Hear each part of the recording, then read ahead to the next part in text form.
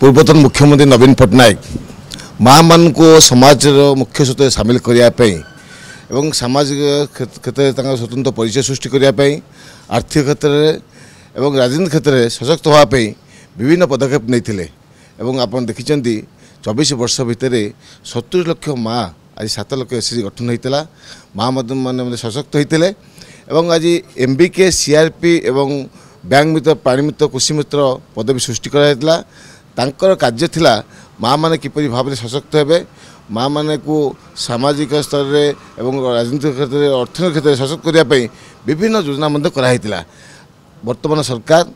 आज की 7 मास है से एमबीके हूँ सीआरपी हूँ बैंक मित्र प्राणी मित्र मान दरमा देना राजस्थ अच्छी आज विजु जनता दल विधानसभा भितर विधानसभा बाहर एक कथा उठाई